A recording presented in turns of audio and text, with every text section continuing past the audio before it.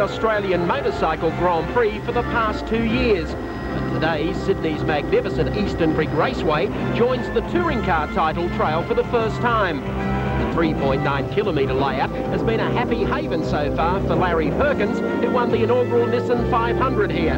Peter Jackson teamster Glenn Seaton, winner of the Winfield Triple Challenge back in January. Today, all the guns have gathered for round 6 of the Shell Australian Touring Car Championship. Mark Scaife continues to lead the series from teammate Jimmy Richards. Seaton is third, with Tony Longhurst and John Bowe filling out the 5. 7 Sport welcomes you to Eastern Creek for another afternoon of championship bike and car action, proudly presented by Shell. Go well, go Shell, and by Synovus Vitamins. Hello Australia, I'm Mike Raymond. Welcome to Eastern Creek Raceway in Sydney and round 6 of the Shell Australian Touring Car Championship. I can promise you one thing at the top of the show, one heck of a race here today. And Alan Moffat, I'm sure you'll agree. Yes, I will, Mike. 5/10 of a second, half a second over 6 cars, only a second and a half over the first 14 cars. Everybody's in with a real hunt today. Well, of course, it changed a little earlier this morning with the Peter Jackson Dash. When we left here yesterday, John Bowe had pole position. But, of course, his teammate, Dick Johnson, drew the outside of the front row. And as you can see, Mark Scaife got away to a rather slow start. That put John Bowe and Dick Johnson up chasing 1-2, and that's exactly where they finished. Johnson looking quite keen there as he got away from John Bowe. And Larry Perkins, of course, was to finish in 3rd place. I think Larry's in with a good chance today, and if his tires wear well for him, he's going to do a good job. Well, I can promise you one thing. Dick Johnson was a happy man when Andy Raymond caught up with him. And what a start to the day for the Shell Sierras. Dick Johnson, congratulations. Thanks, Andy. It was quite pleasing, actually, to have a win here. You and John off the front row, you couldn't ask for a better start. No, well, you know, after Lakeside, when we had provisional pole and then drew 6, so I thought, well, it was certainly our turn this weekend. Well, a very happy Dick Johnson. Not only the tourers on today's program, but you'll see highlights of the Shell Oil Superbike series with young Matthew Mladen on pole position and a positively rude margin over the field. He leads the series 160 to Scotty Doohan. Next, of course, is James Knight, followed by Troy Corser and Malcolm Campbell. Right now, we have the tourers coming out on the track, and to take us through the grid, it's good afternoon to Neil Crompton. Good afternoon, Mike, and let's take a look at the grid for this round 6 of the championship, and it's Dick Johnson on pole with a 35.47 from his teammate John Bowe. On the second row of the grid, Larry Perkins in the State White Roads Commodore from Mark Scaife, the series leader. From position 5, it's 25, Tony Longhurst in the BMW, a real one to watch for the race, I should say. Glenn Seaton, position 6, car number 30. Behind him, it's Wayne Park, his teammate in the second Peter Jackson Sierra, then Peter Brock in the Commodore. From 9, it's Mark Gibbs in the Nissan GTR, and 10, it's Colin Bond in the Caltex Sierra 3619. Very close in qualifying, and there's Thomas Mazira at the back of the field. And yesterday, Thomas in the Holden Racing Team Commodore had a very difficult qualifying on his flying lap in the fast left-hander at the end of the long straight. He got out in the grass here, got the car all sideways, slammed the wall, and wrote that car off. Terry Finnegan very lucky to miss Thomas Mazira. You can see the damage done to the HRT Commodore. So last night the crew went to enormous lengths to change engines and gearboxes and get this spare car ready. He'll run from the back of the grid with a 10-second penalty with new tyres. Thank you, Neil. A magnificent crowd filing into Eastern Creek Raceway today. Truly a magnificent racing complex. We'll talk about that later during the course of the telecast, but a big day for the Shell team. Dickie Johnson, John Bowe, 5 seconds to go. Watch Mark Scaife and Larry Perkins. Round 6 of the Shell Australian Touring Car Championship from Eastern Creek. They're racing, and look at Scaife, straight between the pair of them. 4-wheel drive, no advantage? Don't you believe it? Heading down to the first turn. It'll be Mark Scaife that leads them in there. Dick Johnson in second spot. They're followed by John Bowe. There's the Lansvale Smash Repairs car going through. Tony Longhurst away to a good start, and so too Alan Jones. Turn number 2. And the Nissan will lead. The 2 Shell Sierras tucked in behind them, and then Larry Perkins and the Statewide Roads Commodore coming up very smartly behind John Bowe. Mark Scaife fluffed the start in the Jackson Dash for cash this morning, but he wasn't going to make the same mistake twice off the line like a jackrabbit. Trouble there with Terry Finnegan's car. He was very lucky not to get clobbered yesterday by Thomas Mazira. A good piece of driving by himself, slamming the brakes on and just missing Mazira. It could have been a very nasty T-bone. But back to the race, Neil. Here we have the Nissan in front, chased by the two Shell Sierras. Certainly a great start from Mark Scaife, and he's wanting, of course, to protect his championship lead, and he's trying to pull off a double in 1992 and win the Australian Driving Championship as well as the Touring Car Championship. But there's a heck of an argument for the minor placings. You'll see Thomas Mazira in the background here as well. I mentioned just a few moments ago that he had a 10-second penalty. Obviously had penalty enough after the accident starting at the back of the grid in the spare car, but when you damage your marked set of practice tyres and have to go for a different set, then there's a penalty incurred. You saw that at Lakeside. Different guys opted to put new tyres on for the second heat. That's why Thomas had to start so far back. Well, he's gained a couple of spots. Here's John Bowe pulling out of the slipstream. Just has a look at Dick Johnson. That is the fastest corner on the circuit. As Bowe, down on the inside of his team leader, wraps up second spot, gets on the toe now of the Winfield Nissan as they head down to turn number 2. And JB in no mood to settle for second best today. He's on the tail of the Nissan. Dick sits in right behind him. Larry Perkins, a very comfortable fourth at this stage.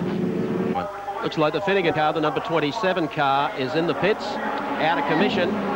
Bowe's opening up a very healthy gap now over this group, but just going back to discussing Tony Longhurst, I think that you'll find as this race unfolds, and it's 16 laps in total, and then you get into the second heat, that the BMW will be very strong. Larry now up the inside of Dick Johnson. Dunlop Race Cam tells the story, and Larry has a spin. Larry! And a big one. Locked up the rear brakes. And he's got Johnson, the side of Johnson's car on the way through. Yes. There's not too much room there. Fortunately, they've all got through on the inside. Minimal damage, I would think, to the Perkins car. There's Thomas Mazira. Let's have a look at this as Larry comes up on the statewide roads. Commodore slips it down on the inside, locks up the brakes, the tail comes out, there it is, bang. Well, that cost Dick a window as well. He's going to have a bit of shattered glass in the cockpit of his Shell Sierra, but certainly a lock-up on Larry's part, and Dick was the unfortunate victim, but I don't believe, we haven't got him on camera at the moment, but I don't think he got that badly damaged. He was at the right angle to keep going, whereas Larry landed up spinning. Here's Tony Longhurst working on the tail now of Mark Scaife in the Winfield Nissan GTR. I was really surprised how quick this car was yesterday. To make the top 6, I believe, is quite an achievement. And thanks to Castrol, we take Castrol Race Cam. And this will be fascinating stuff as he closes up under brakes. You'll see the Nissan get away in the straight. See, Eastern Creek, Castrol cam gets covered in mud. Eastern Creek, although it gives the outward appearance of being, you know, a very fast circuit, Mike and Alan, if you measure the amount of time the car's straight versus all these twists and turns over the back, it's still a circuit that demands a lot from tyres and handling, and so the BMW loves that sort of territory, and you watch as these cars get hot and dusty towards the end of this race. The bigger cars will suffer, their tyres will be knocked around, the BMW will be right there. It's almost like Castrol sump cam, full of Castrol, and that's how low you are to the ground here. Fascinating stuff from our race cam engineers, coming up with a different angle for just about every touring car race. Not imported. Sevens technology exported, of course, as we pick up on Tony Longhurst sitting in the draft now of Mark Scaife down the very long straight here. We'll see Thomas Mazira move from the back of the field up to 14th and Perkins from 3rd back to 15th. And here comes No Baloney. Tony up on the inside. Be deep under brakes here. And there goes Tony. Is the little opening. Very nice driving there. He waited. He was nice and patient. He's been a little bit impatient on occasions when he's had John Bowe to contend with, but these fellows have got this car wound up. They've got a nice weight in the vehicle, and obviously have been working on their engines and their tires. The Yokohama tires, no doubt, are now tailor-made for this duration of these races, and he's certainly doing well there. So that's Longhurst second, Scaife in 3rd. There's Bowe, the leader. That's the gap, 1st to 2nd.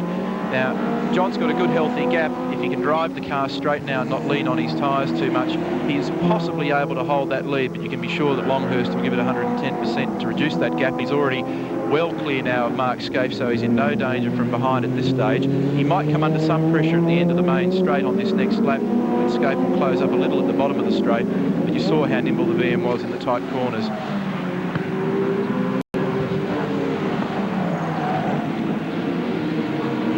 Left-hander, Tony Longhurst, the Benson and Hedges BMW M3 carrying our Castrol race cam.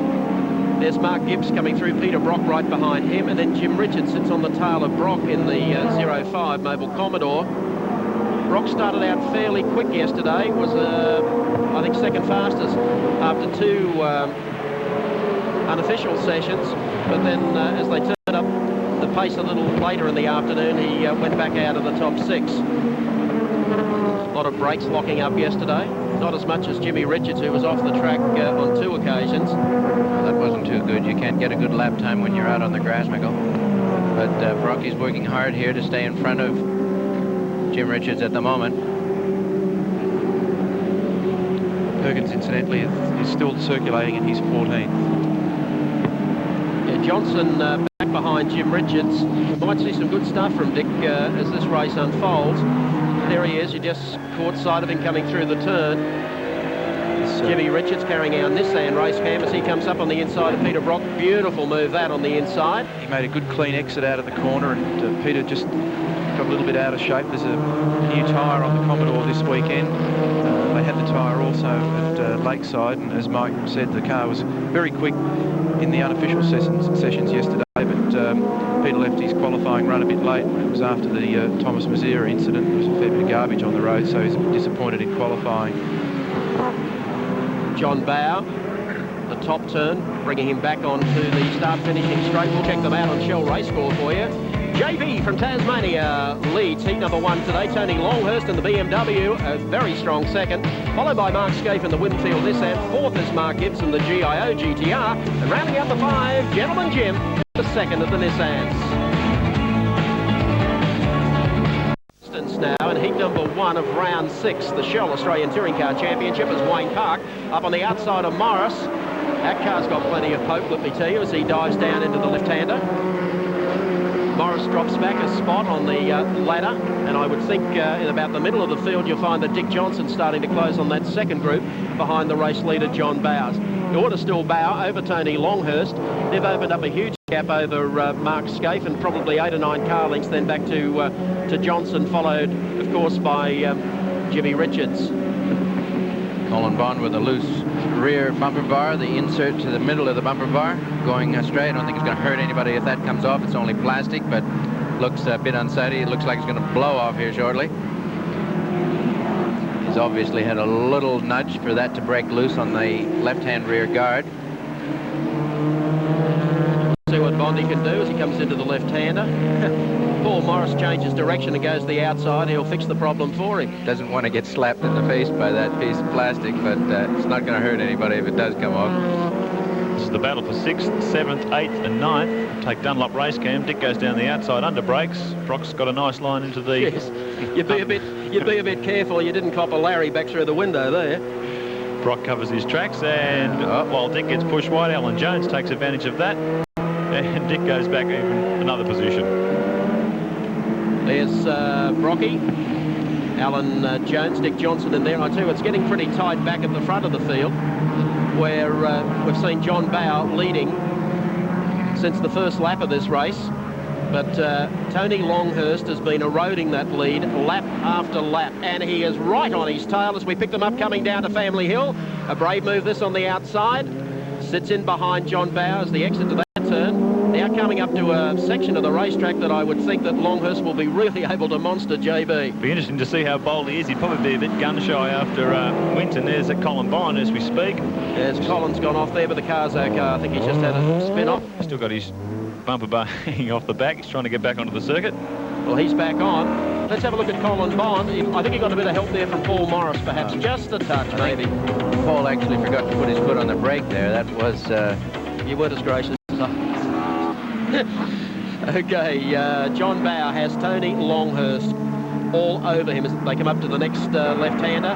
We take our Castrol race cam, riding almost at Castrol sump level with Tony Longhurst. And this will be fascinating stuff over the tight part of the circuit. Let's see what Tony can do here.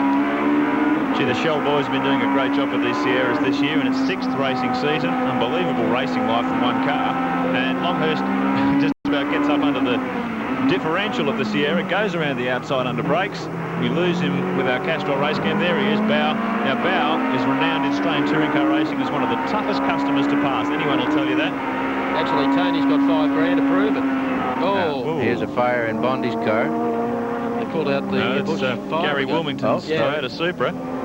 He's had a big barbecue on 4 wheels there. They've got it out. Well, he's on top of old Smokey. It looks at, yes, he's out of the car and okay. That's just before the grandstand here at Eastern Creek. He's trying hard here to get by. Extremely hard. Down through the gears. Slams it down. Here he goes. After him again on this side.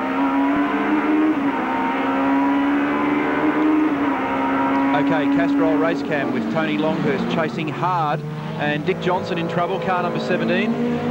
What has happened there? A spin? Any other parties involved? It's hard to tell. He's really been in the wars today. A lot of smoke there. You can see the left-hand door staved in from that incident with Perkins. This time through, it's 1 lap to go. We might try and take a look at a replay and see what happened with Dick Johnson. There's the gap, first to second. Well, this is going to be an exciting last lap, about 1 minute and 40 seconds of racing to run, and Longhurst desperate to try and punch a hole through and get to the lead. Can he do it under brakes? The back of the BMW really snaking. He's giving the little car everything it can under brakes. Let's go back to that replay of the Johnson incident and see exactly what happened. It was over the left-hander past the dam, and it looked as though Dick may have been in strife on his own. Rear brakes locked up, and he almost took Glenn Seaton with him, who had to go to the grass. Meanwhile, back at the head of the field, it's on for young and old, and these two have opened up a very healthy gap. Of course, Mark Scaife is still in 3rd place, and he's looking perfect for the championship, which is his ultimate goal.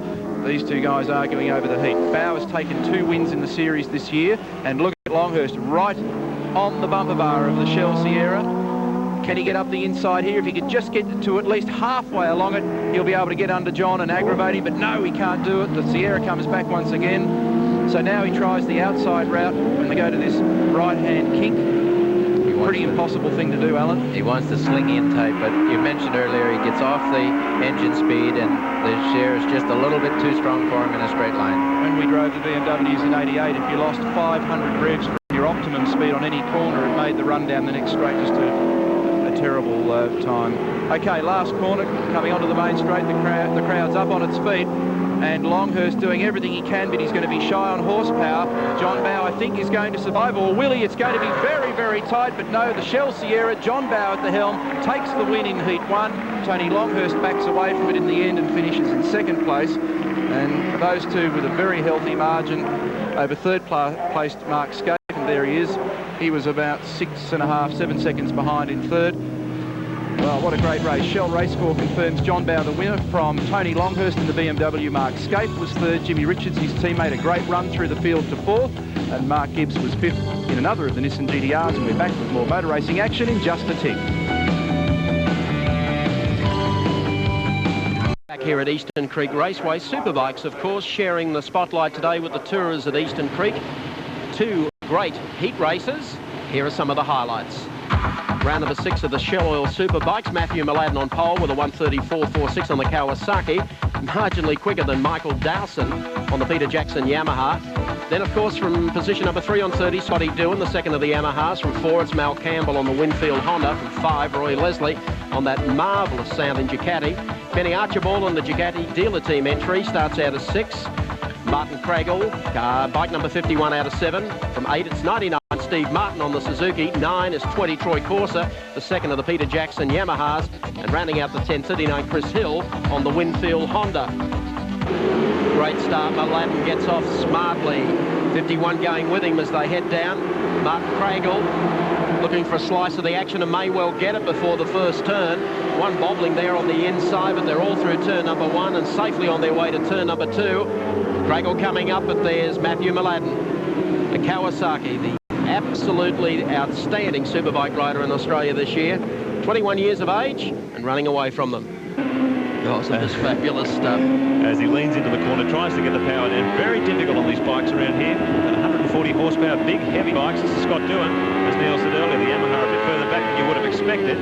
Doohan was the guy who gave Mladen the best run for his money at the Malala round last week. But he's slipped down the pack here at Eastern Creek. He's got a lot of riders ahead of him. I don't know whether it's just the race cam audio or whether in fact the bike's got like a mid or low speed miss in it there. But whatever, the pictures are spectacular, and this is a marvellous battle. It gives you great indication of just how twisty and difficult the Eastern Creek complex is. And we were talking that it puts a great emphasis on handling and performance in the cars, even more so with the bikes. 37, that's Ben Archibald. Mladen in control. Clear margin now of about 7.5 seconds. This is the battle for second place. It's Roy Leslie, Ben Archibald, the youngster, up on the outside. This is a tough part of the course to go around the outside of somebody, but he's having a go and he does it. And that was a nice bit of riding. Let's hope he doesn't run out of road. The Duke is cranked right over, but he finds exit space and he pulls the move off. But Leslie down the inside under brakes, so smooth. And look at Craggle. Where did he come from? I don't know how Craggle got pushed back when he was chasing Mladen, but all of a sudden, this is the last lap, he picks his way through the Ducatis. He's got one, he's right on Leslie's hammer now, and moving up behind them too, Scott Doohan. Well, this is a fabulous battle, and Doohan right in there. Let's look at race cam and see the action from the rider's seat. And Scott's in 5th. He might get a place out of all this because it's real aggressive in front.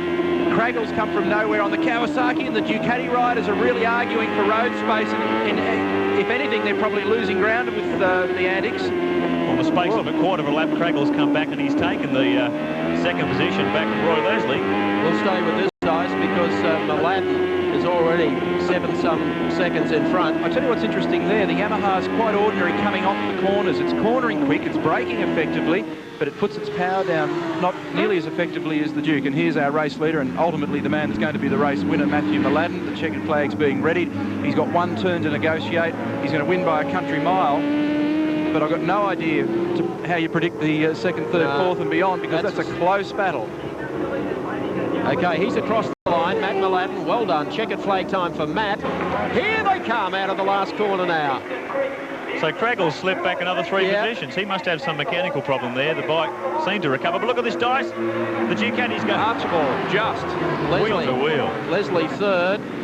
Tremendous scrap from the Ducati teammates. They were 10.58 seconds behind Matthew Mladen at the end of that journey. And what a ride from those 3 or 4 riders. Scott Doohan and... this is the guy they've all got to beat, and gee, isn't he making it look easy? Well, let's check him out for you on the Shell Oils race score. Matthew Mladen, fantastic ride, but what about second through 5th? Benny Archibald picks up second over Roy Leslie. Scotty Doohan on the Peter Jackson Yamaha 4th. And Martin Craggle, what a ride on the Suzuki, rounds out the 5. Back here at Eastern Creek Raceway, Scotty Doohan and the boys ready, leaving the pits, lining up for heat number 2. Of course, Benny Archibald ran second in the opener, happy boy, and with him at the moment is Andy Raymond. And what a ride. Ben, starting from the second row, certainly makes things pretty tough. Yeah, well, I knew I'd have my work cut out from the beginning, but luckily there was a few that made bad starts, and I capitalised on that and came up with the goods at the end. And here come the bikes for heat number 2 now. Let's take a look at the way they line up. Note about who's got pole. It's Matthew Mladen on the Team Kawasaki.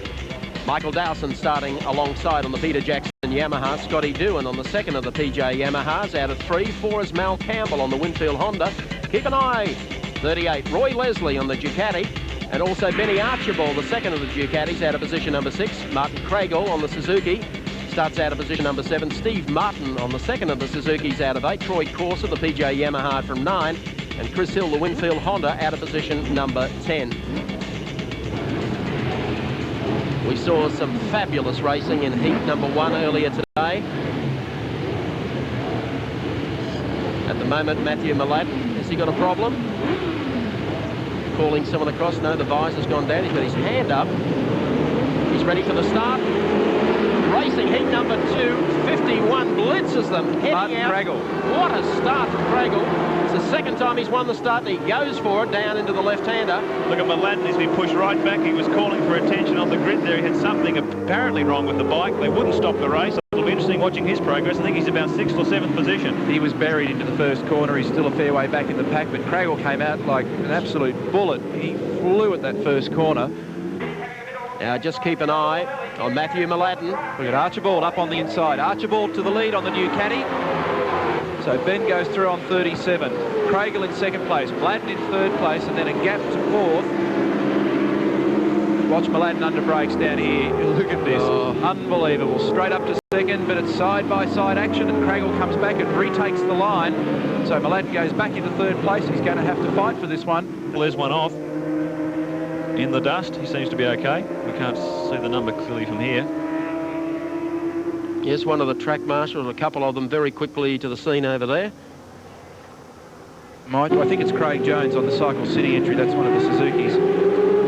So here's the battle between the new GSXR 750W and the water-cooled Suzuki. Bike 99 with Steve Martin aboard, and Scott Doohan, the man who's running second in the series now. I'm surprised. I thought Scott would be a bit further up the field today after such a competitive run at Malabar.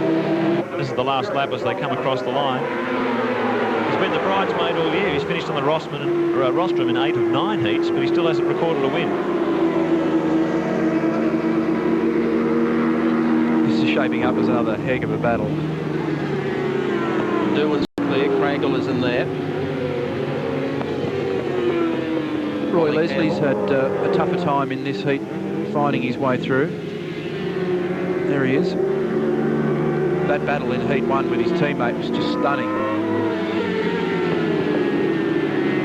Fabulous stuff. There's the bikes in action at Eastern Creek, splitting the bill with the tourers. Mel Campbell's not going to give up on Craig. Oh! Now, what's the after effect of that? He recovered it, but only just. He nearly ran out of road. Jeez, that was close. So everyone's rounded him up. I think Martin got back as well, didn't he? He was approaching that corner with a very shallow line, and it looked like they were going to collide. They almost did. Campbell had to sit up and back out of that one, and that cost him dearly, and it's not really going to be a satisfactory result for Malcolm. Now, throughout these two heats, we haven't seen Michael Dowson. He made a return to the Yamaha dealer team this weekend, qualified second, but we haven't seen sight of him in 2 heats. No. Well, at this moment, Matthew Mladen is already headed for the checkered flag, and here he comes. Man of the match today, Matthew Mladen, riding for Kawasaki. Makes it 2 out of 2 at Eastern Creek. But the minors still to be determined. Scotty Doohan comes out of here. Martin Craigle is there. Wally Campbell, looks like that's the way they're going to finish. Watch Leslie. No, it's Leslie splits them. I reckon he got up. He did. Looked like it. This time the gap from first to second was 7.3 seconds. Matthew Mladen back to second place, Scotty Doohan. And that's after spending a bit of time with the boys in the middle of the pack there for a while. Last race it was, 10.5. Fabulous ride from Matthew Mladen. You're going to hear a lot more about this kid as the years go by. He's the winner today overall. Scotty Doohan takes second. Roy Leslie on the Ducati did in fact pick up third. Martin Craigle fourth on the Suzuki. And fifth was Steve Martin on the Suzuki. And we'll be back at the creek for another peek in just a moment. Welcome back to Eastern Creek Raceway. Dickie Johnson, car number 17, the Shell Sierra, on the track at the moment, lining up for heat number 2 of round 6 this afternoon.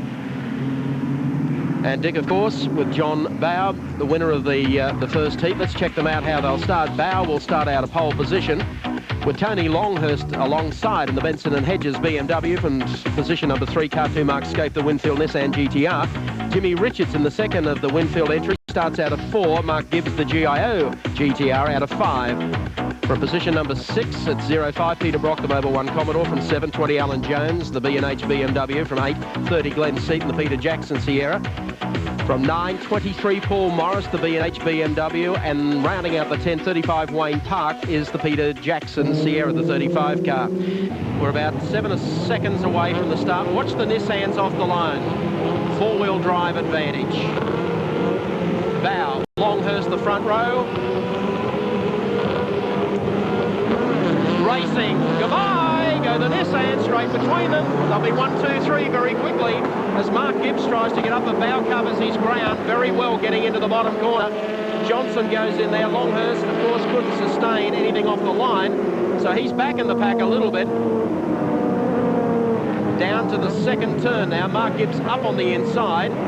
He should have picked up third, but he gets very wobbly on the exit to that turn. They all get through there and now make their run to the top end of the circuit. John Bowe starting fairly well. Larry Perkins at the back of the field, plus 10 seconds because of a change of tyres, and Peter Brock down on the inside of the BMW. There's Dickie Johnson, gets a short back and sides. He's gone sideways off onto the grass. Johnson and Mazir are touching there, and they came into contact in the dash at Lakeside, as I recall. Well, that seemed to be totally uncalled for. I can't quite figure out what Thomas was doing there. Dick was certainly minding his own business. But when you've got the G-forces going sideways, it doesn't take much. You can stick your hand out the window and push a car offline. So just the slightest tap, and Dick was in trouble. Frustrating guy. Glenn Seaton up there on the inside, making his run on the BMWs. Peter Brock locked in between a BMW, a Bavarian sandwich at the moment. Now this is where the oil, and a lot of it is on the circuit, but they all hug the inside line for the exit to the turn. That is the racing line, and they're away from it now. Coming down from the completion of the first lap, it's getting pretty tight up front. Mark Scaife the leader, John Bowe in hot pursuit. Mark Gibbs coming down the inside and passing Jimmy Richards was Glenn Seaton. There he is in the Peter Jackson Sierra. Then Tony Longhurst. So it is fairly tight at the front of the field, and I have the feeling at the moment that we've got the makings of a good race. I don't think there's any doubt of that, Michael. We've got Scaife giving it plenty. A lot of dust still on the circuit from the other events. It's a funny place, Eastern Creek, in that respect. There's areas that aren't grassed yet. The circuit's still a little bit virgin in that respect, and the tidy-up department. Scaife's car getting very sideways on a couple of occasions in those last few corners. He's blasting it. For some reason or other, they're quite determined to hold the lead. I think they saw what happened in the first heat where John got by him in the first few laps, and I think he's determined to say, cop this for a few more laps, Sierra. I'd like the lead and I'm going to keep it. Bear in mind the drivers know after the first heat, an inspection of the tires, whatever they felt shall we say, the damage they threw into the car, they can inspect those tires, and if there's a bit more meat on them than they thought, they get a bit braver in the second heat. Johnson, after that spin, has gone to the back of the field, and Larry Perkins, who started from the back of the field, is now up to 14th. Once again, through the turn that brings them down the long straight downhill run here past the grandstand. Here comes JB. It's all stoked up on the inside. Gets a little closer, and here comes Glenn Seaton on the outside of Mark Gibbs. Passes him. And they are starting to gain on Jimmy Richards, who is one back behind this group: Tony Longhurst, Peter Brock, Alan Jones. The Nissan GTR, the Winfield entry of Mark Scaife, leads out of turn number 2. JB in hot pursuit. And Dick Johnson, by the look of it, into the pits. And I'd say Dick, after some tyre problems, might be in there for a little bit of attention. And the crew are very, very quickly on the scene. Well, he mentioned on race cam earlier that he had a cut in one anyway, so the spin will have just confirmed the feeling in his mind that he should just get in and get some new tyres on. He's at the back of the field, so it doesn't matter now anyway. The rules permit any tyres to go on now, so a brand new set. He's had a frustrating day. I think you probably see a lap record likely to be broken here by Dick when he comes out again. That's first and second going through. Then there's Glenn Seaton, who runs in third. Tony Longhurst is your next driver going through. Downside of Corporate Hill, car number 25, the B&H BMW. The exit to that turn. Mark Gibbs getting the short back and sights from Peter Brock. He got one wheel out there on the grass, and Brocky made him sit out there for a while. He wasn't going to open the gate any further for him. Well, you don't want to argue with a Commodore. It's a good, stable, heavy piece of machinery, and going to take it on, you better be prepared to know where your who's paying your panel beater.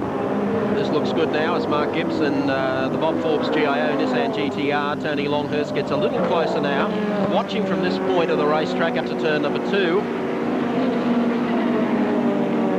Bob sidelined the car when they put more weight into the Nissan because he wanted to put new wheels on it. Talking about wheels, Castrol race cam tells the story, doesn't it? We're down at sub level now, with the Castrol machine moving up behind Glenn Seaton in the Peter Jackson Sierra. Comes down the inside. Seaton takes the line for the turn. Tail just out a little bit, and no baloney from Tony. Bad angle there. He's still got a bit to go, but he's monstering Glenn Seaton with everything he can. Same routine. We've seen it happen before with John Bowe, and now just all he needed. Halfway up alongside that door was good enough, and he can fling that BMW anywhere he wants. A little wave to Seaton there, nice courtesy, sportsman-like wave. I don't think Glenn actually be too impressed with that wave, but nevertheless, courtesy on the part of Tony Longhurst. You'd sharpen your passing skills in the BMW, wouldn't you? Because you have to spend so much time and effort working on the bigger cars. It's actually known as the Sterling Moss wave. It was not so much thank you as I'll see you later. There's a bit of activity behind Peter Brock too. Mark Gibbs, who looked the goods there for a while, is in there. That they're bounding up behind him. And I think Larry Perkins, who was well back in the field, is starting to pick them up too. Alan moves to the inside to cover his ground, but the Commodore's quicker, and Peter goes by at the end of the straight. But of course, it's the same old story, and Jones will be really quick when they get under brakes and in the tight turns. Getting close on the exit to turn number 2. As you can see, the rest of the field going through, but Bowe is closing and gaining all the time. Larry Perkins up to 10th after starting dead last, and he is in a group of cars could pick up a spot here as well. A lot of smoke coming out of the GTR on deceleration, Mike. That's just the turbochargers having a big huff and a puff. Nothing really wrong with the engine at all. Just a lot of back pressure going out the exhaust pipe. But it's an indication of how hard he's pushing it. And you see that little puff of smoke at the last minute, and you know his foot's on the brakes, not on the gas, for that to happen. JB really does drive that Sierra straight, doesn't he? There's not too much time spent with the tail wagging. He closes it up now. He's done a lot of work. He's done a lot of work with Dunlop on those tires, and I think it's not only a credit to them, but the style of the effort that the Johnson team put into their work. These cars aren't up here by accident. Just looking at the body language from Mark and his car, well, there's a great demonstration. He's really 10-10thing it at the moment as JB goes down the inside, and Bowe goes to the lead now. The crowd stands. Pretty exciting motor race. And Bowe to the lead in 18. Scaife back to second. Two things spring to mind. Either Scaife, and the auto colour entry has gone off the top of the straight. Yes, the Dulux has had a dunk up there. Oh. Now, there was oil up there, so he's brought a bit of dust back on. That settled on top of the oil. He was going very well. He was in a battle with Thomas Mazira and Paul Morris. They were all very close. Larry Perkins, incidentally, has passed both Mazira and Morris, so he's charging. He's up to 9th now. Fastest corner on the racetrack through here. But from here, Tony keeps on as Mark tries to get on the binders a bit earlier, and he'll come up the inside, will he? No, he can't. Let's go back to our Castrol race cam. He goes in wide once again. He'll be all over him here. And that's a nice spot. That's where they'll put the tow hitch in the box trailer for Bathurst with the terracotta tiles in it. He was off the engine there. You saw in self-defense he had to. He tried to lunge him on the left. He's doing everything he can. He knows if he can get him on brakes, but Mark Scaife's doing a very good job here too. Mustn't discount the fact that he's holding a second spot and doing it extremely well. If you're racing Mark Scaife in a 100cc sprint car, that's what you'd see. Yes. Here they come once again out of the top bend. Left-hander comes up now. So Longhurst has just about exhausted all his options. Scaife. He really needs a little inside, but there's no way Mark's going to leave a gap there for him. No, it's going to be an error on Scaife's behalf, I think. Says matching him, certainly covering his ground around the slower parts of the track with the BMW so strong. It just has that edge on the straight to keep him there. John Bowe's done a fabulous job. Let's take nothing away from John here today, and so too Mark. When you try to save those tyres, and all of a sudden the Queenslander arrives with the Benson and Hedges machine behind you, you better know about it. Bowie takes the last lap forward, followed by Scaife, then Tony Longhurst, who tries to keep the foot in it just a bit longer. Down through here. This will be great stuff. He is all over him again. They've got some lap cars coming up.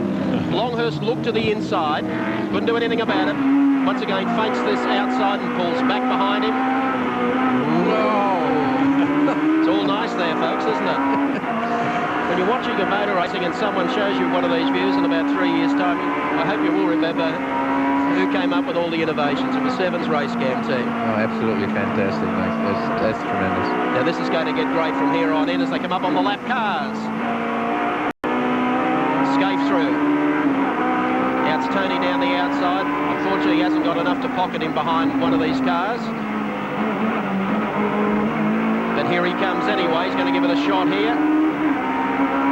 The left hand's coming up shortly over the crest. We saw him use lap traffic to his advantage at Lakeside. Let's see if he can do it again here at Eastern Creek. Final lap. Under brakes for the hairpin. Down to turn number 9. John Bow gets out of there. He's home on his way. The victory here today. Bob Jones getting a lap put on him by Mark Scaife late in the race. Another one of the consistent Commodore privateers. They come into the final turn. There's JB. Sandown Park all over again. Yes, from Tasmania. What a great driver. Number 2 to the Dick Johnson team. And here he comes. The Ford wins today at Eastern Creek Raceway. Second goes to Scaife in the Nissan. And the giant-killing performance yet again going to Tony Longhurst, who picks up a third. Well done, JB. Fabulous race, as we thought the day would provide. A big day for Dick Johnson's team, not necessarily for Dick personally, but certainly for this man who is one of the most talented tourers in Australia. Let's check him out for you. John Bow, the winner of round number 6. Mark Scaife in the Winfield Nissan places second. Clear of Tony Longhurst. Fourth was Glenn Seaton in the Peter Jackson's here, and rounding out the 5, well done, AJ in the B&H BMW.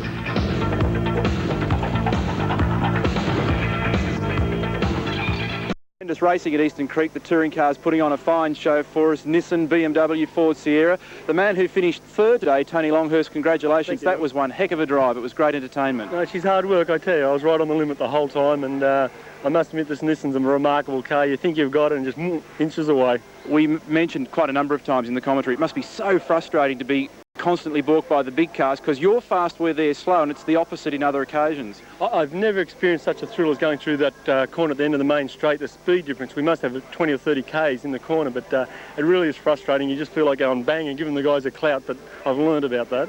Well, that's good. Well done, Tony. Third today. Good luck next week. Second place today, Mark Scaife. Congratulations. Another fine drive. I guess a win was the perfect world, but you keep your points championship thing alive.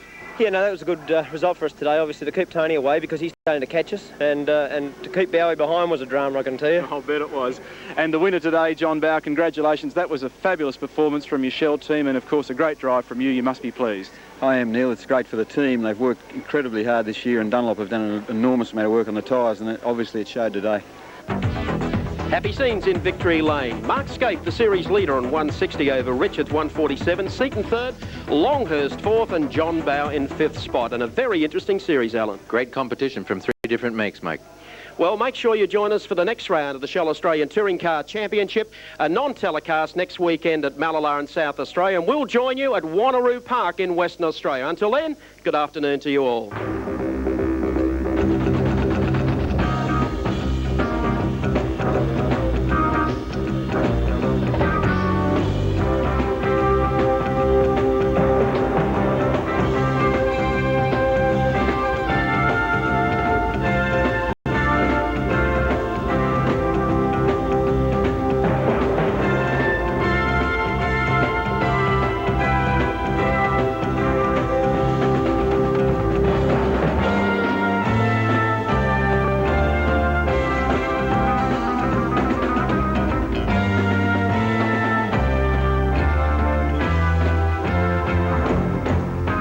Today's motor racing telecast was proudly brought to you by Synovus Vitamins and Shell.